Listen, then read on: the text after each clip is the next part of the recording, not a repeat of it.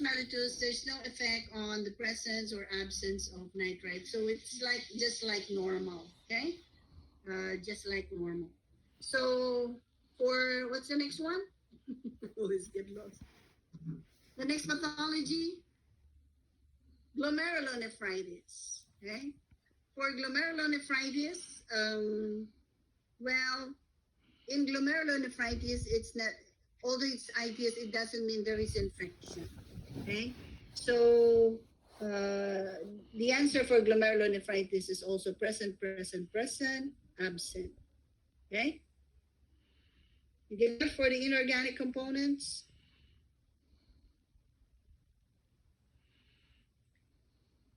Next, for the organic components, urea, for urea, we know that it's a normal, component of the urine. Present. Right? So for the standard urine specimen, your answer is also present. For the diabetes mellitus, it's also present. While in glomerulonephritis, it is also present, urea. Okay? So you encircle present there, present. Next, glucose. In a normal urine, glucose should not be present. So the answer should be negative, right? In a normal urine, there should be no glucose, there should be no sugar in that urine, so it should be negative.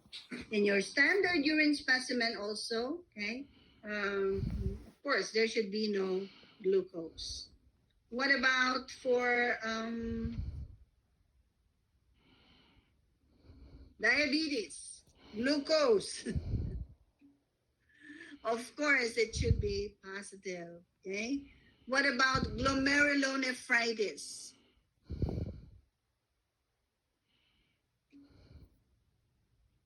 In glomerulonephritis, there is destruction of the glomerulus, remember, and also the tubules. Glucose actually is filtered, but it should be reabsorbed by the tubules. It will not go with the urine all the way. It could be present there when it's still in the Bowman's capsule, but in the proximal convoluted tubule, it should be reabsorbed. It will be taken from the urine to the tubules. So if this machine is not working, so there will be spillage of glucose in glomerulonephritis. Although there is no diabetes, glucose will spill also in the urine. So in glomerulonephritis, glucose is positive or negative in the urine?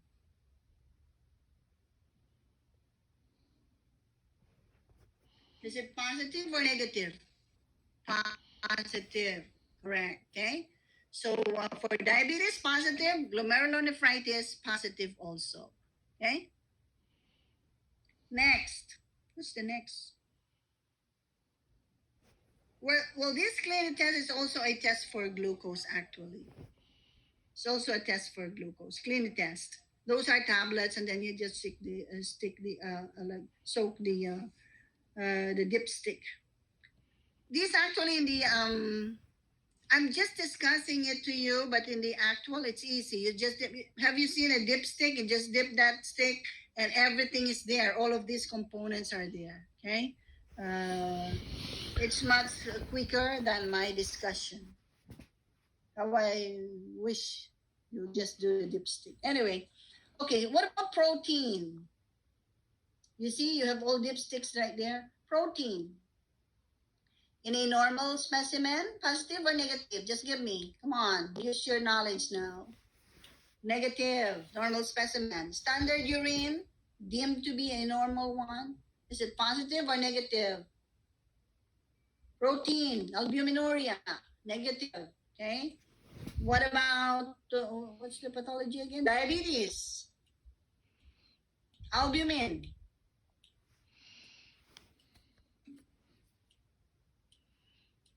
Will there be albumin in the urine of a diabetic?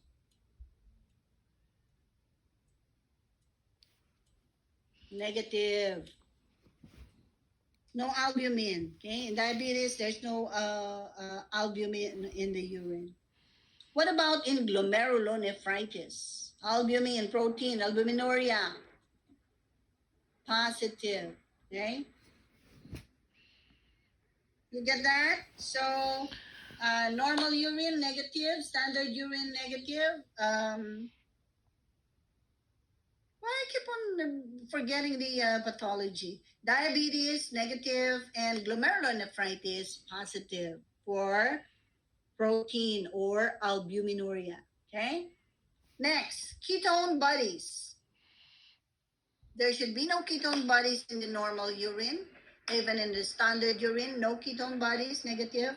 For diabetes mellitus, of course, right? Ketonuria in diabetes and glomerulonephritis, negative. Okay? So ketonuria is present only in diabetes mellitus, ketone bodies. RBC, hemoglobin, negative for normal, negative for standard. Diabetes, negative. And glomerulonephritis, positive, RBC. Okay? Next, bilirubin. Oh, this is the one I'm after when I gave you hepatitis. But anyway, but if you can add some, if you want to add some pathology, but at least I need only two, okay? Like diabetes and glomerulonephritis. So for bilirubin, negative for normal, negative for standard. For diabetes, negative. For glomerulonephritis, negative. What's that positive, Mohammed? What are we talking about? Bilirubin? Bilirubinuria. We're talking about urine. We're talking about urine here. Okay? We're talking about urine. So in diabetes, there's no problem with the, because this has something to do with the liver for the bile. Okay? In diabetes mellitus, no problem with the liver. In glomerulonephritis, we presume that these are sole pathology. They're not combination. They're not combined with any hepatic problem. So everything in our titer is negative for bilirubin. Okay. Icto test is the same thing. Okay, we don't really do icto test. What about leukocytes? Pyuria. Is there pyuria in a normal urine? No, absent. In a standard urine, there should also be absent pyuria. What about in diabetes? No infection. But usually, nowadays it's like always, that's what they call comorbidity. If there's diabetes, there's infection in the urine, blah, blah, blah. Okay. But we're just talking, you are still a beginner, so we're just talking about one pathologic component. So when we say solely diabetes, we don't expect pyuria or presence of leukocyte in the urine. For glomerulonephritis, it's usually RBC cast and not WBC cast. It's RBC cast. It's there is hematuria in glomerulonephritis, so it is expected that there could also be a RBC cast, not WBC cast or leukocytes. Okay, so negative, negative, negative, negative. Urobilinogen, same thing. Urobilinogen, negative,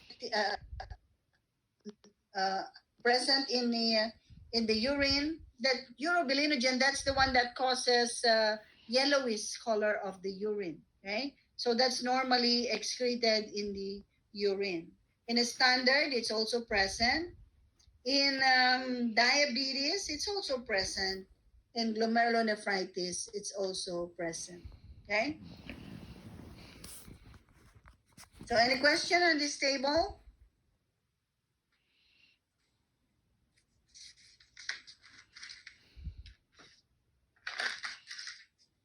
Okay, so we have answered this table. Let's discuss them now.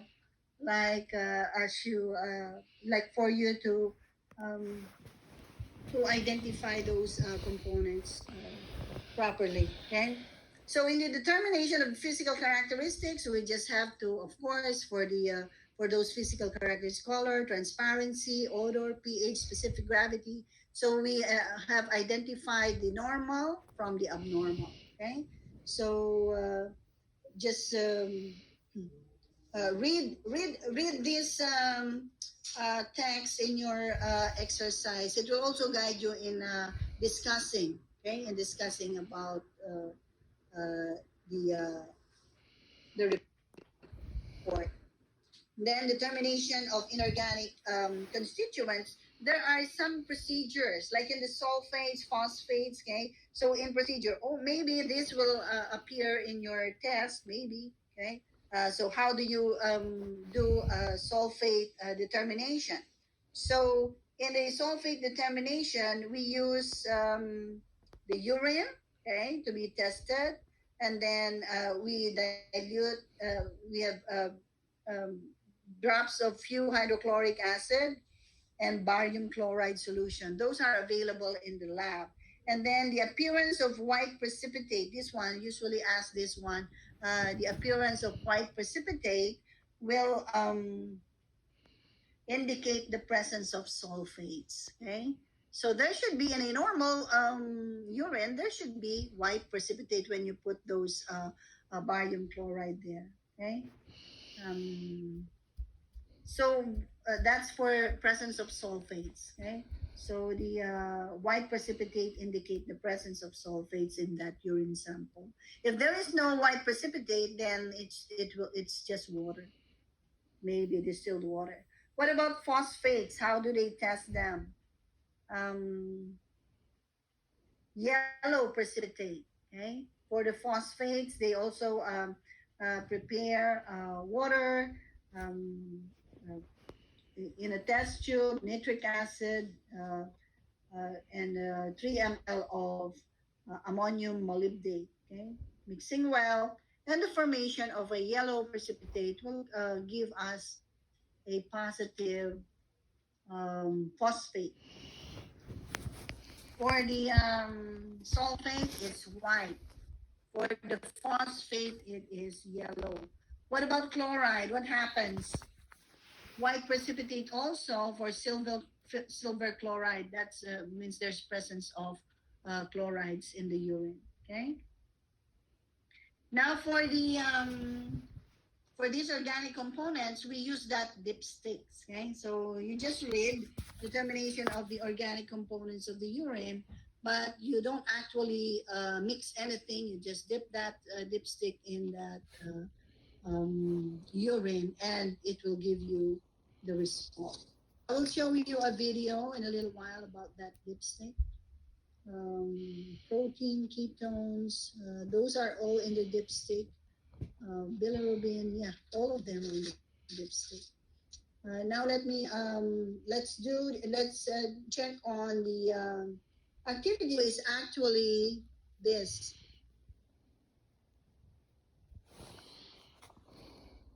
Crystals.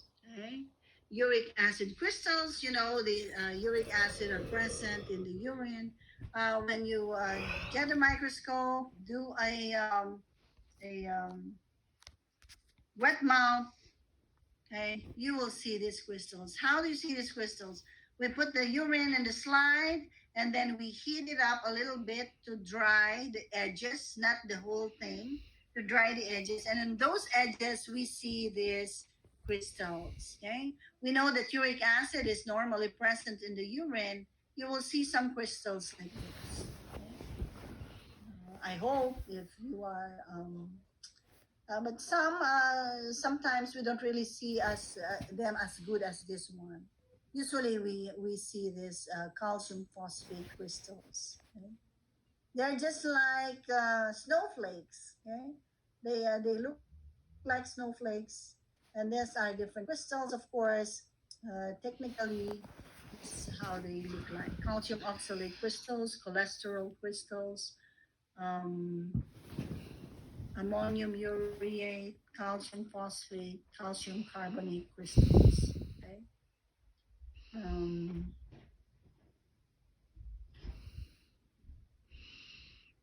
but usually in the lab, we only see much of this calcium phosphate crystals.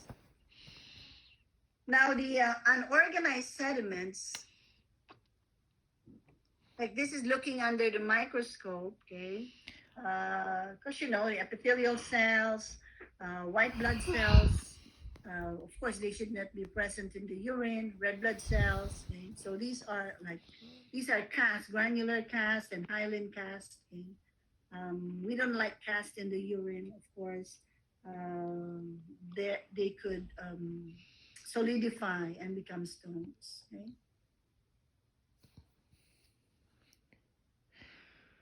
All right, let's have a break. Did I check the attendance? No.